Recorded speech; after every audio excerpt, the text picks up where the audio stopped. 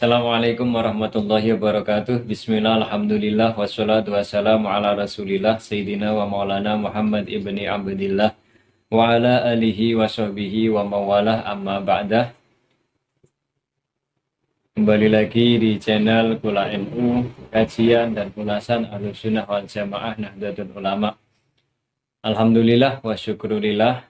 Pada kesempatan kali ini ada beberapa pertanyaan yang sudah masuk, yakni tentang keseharian kita pada bulan suci Ramadan dan keseharian kita pada selain bulan suci Ramadan. Apakah ketika dilaksanakan pada saat bulan suci Ramadan ini berpengaruh terhadap keabsahan puasa atau tidak, yaitu terkait tentang menggosok gigi.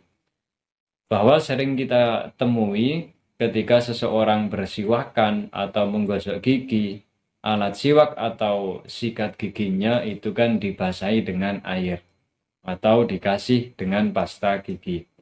Hal ini memang sangat rawan sekali bahwa air bekas basuhan alat siwak atau sikat gigi tersebut sering tercampur dan ikut tertelan bersamaan dengan ludah. Nah, apakah hal yang demikian ini dapat membatalkan puasa atau tidak? Sehingga nanti kita sama-sama perlu hati-hati ketika menggosok gigi.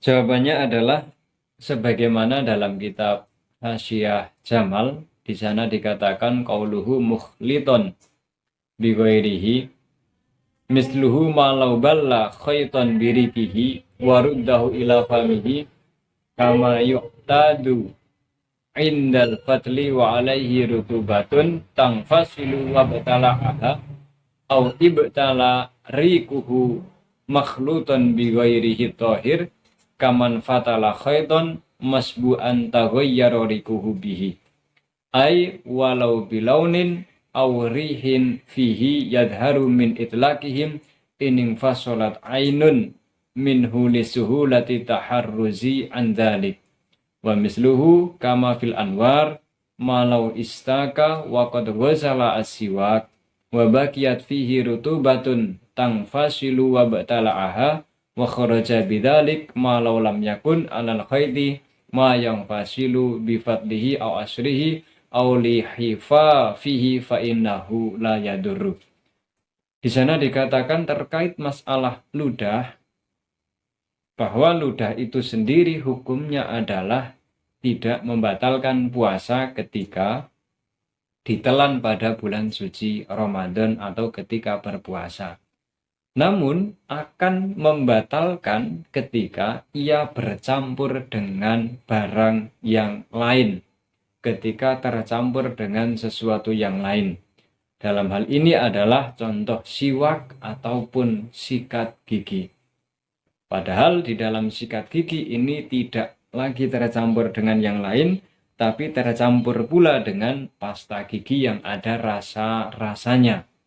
Nah, dengan satu takbir ini dapat kita simpulkan bahwa orang yang menggosok gigi di siang hari pada puasa bulan suci Ramadan atau puasa-puasa yang lain ini dapat membatalkan dengan catatan air yang digunakan untuk membasahi siwak atau sikat gigi ini ikut tertelan.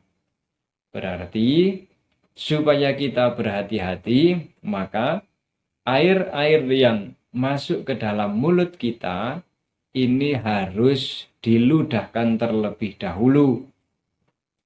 Karena sikat gigi ini sama halnya hukumnya ketika mencicipi makanan pada siang hari di bulan Ramadan, yaitu ludah kita bercampur dengan barang yang lain, yang kemudian ketika kita ludahkan, ini nanti ludah kita menjadi steril dari hal-hal yang mencampurinya.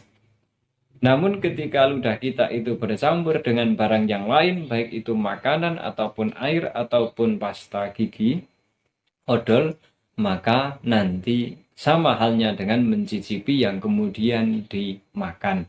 Dengan demikian, perlu sama-sama kita hati-hati dalam menggosok gigi supaya disamakan ketika mencicipi makanan. Setelah kita tahu rasanya, asin, manis, dan seterusnya, langsung kita ludahkan. Begitu juga dengan menggosok gigi, setelah kita menyelesaikan sikat giginya, semuanya diludahkan. Air-air yang tadinya tercampur dengan sikat gigi diludahkan, baru kemudian kita boleh menelan ludah-ludah yang steril yang tidak tercampur dengan yang lainnya. Baik, demikian jawaban atas satu pertanyaan. Semoga dapat membuat kita lebih hati-hati di dalam melakukan keseharian di bulan suci Ramadan ini, dengan harapan puasa kita diterima oleh Allah Subhanahu wa Ta'ala. Amin Allahumma amin ya rabbal alamin. Kemudian selanjutnya pertanyaan yang kedua, ini terkait penyakit flu. Bahwa biasanya hidung itu tersumbat akibat banyaknya dahak di dalamnya. Terkadang dahak tersebut tertelan dengan sendirinya karena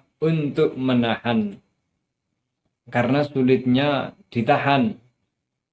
Apakah batal puasa seseorang yang di rongga hidungnya terdapat dahak, kemudian masuk ke dalam perutnya? Dari kitab Kifayatul Akhyar, di sana adalah diperinci, walau nazalat nukhomatun min ro'sihi wasorot fawqal hulkum nudhiro ilam yakdir ala ikhrojiha thumma nazalat ilal jauh lam yuftir wa in qadaro ala ikhrojiha wa tarokaha hatta nazalat binafsiha aftaro aidon litaksirihi.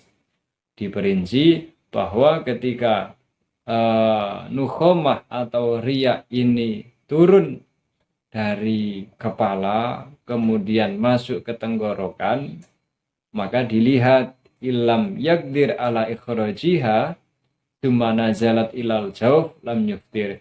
Jika ia mampu mengeluarkannya sebelum masuk ke perutnya, maka batal. Saya ulangi, jika ia mampu mengeluarkan sebelum masuknya ke dalam perut, maka batal. Namun, jika memang sulit atau tidak mampu mengeluarkan dahak tersebut, maka tidak batal, sebagaimana yang disampaikan dalam kitab Kifayatul Akhyar juz awal. Demikian dua pertanyaan yang dapat kami jawab sesuai dengan apa yang disampaikan oleh ulama unas salaf. Itulah yang menjadi jawaban-jawaban dari Kula NU, dengan harapan semuanya muwafaqah li syara', semuanya bisa cocok, semuanya bisa muwafaqah, bisa sesuai dengan apa yang dicontohkan oleh baginda Nabi Muhammad SAW. Demikian yang dapat kami sampaikan, kurang dan lebihnya mohon maaf. Hadanallahu wa iyyakum ajmain. Assalamualaikum warahmatullahi wabarakatuh.